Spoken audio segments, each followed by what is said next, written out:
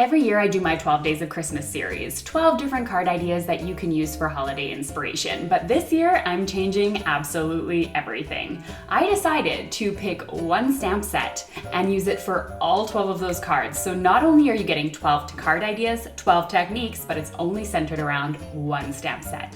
Now, judging by our poll in our community, a lot of you are happy when you use a stamp set even just one time, and so many of you don't even use your stamps at all after purchase. So I decided to give myself the ultimate challenge because I fit into that category too now and again. Can I use the stamp set to create 12 amazing cards? Is it worth it? Did I just waste my money yet again? Will I get bored halfway through and let you all down and not finish the series? And guess what? I'm starting my Christmas cards late this year. The pressure is on.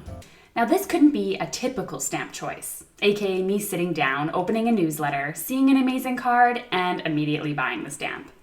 Now, that hasn't worked in the past, and doing the same thing over and over again and expecting different results is the definition of insanity. But I did open up a newsletter and I saw the prettiest stamp ever.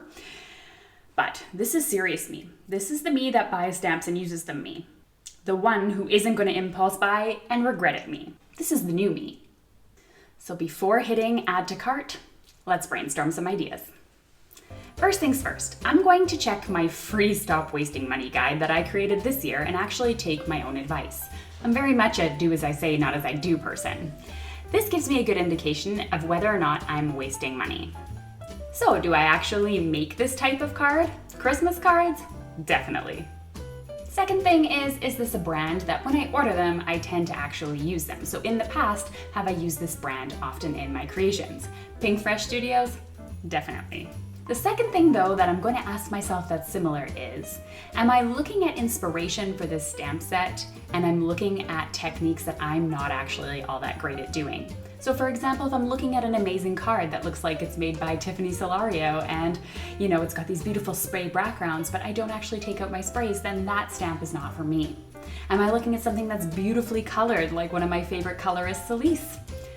No, because I can't color like her, so therefore I can't expect the same results. Is this something that's going to fit with my personal style?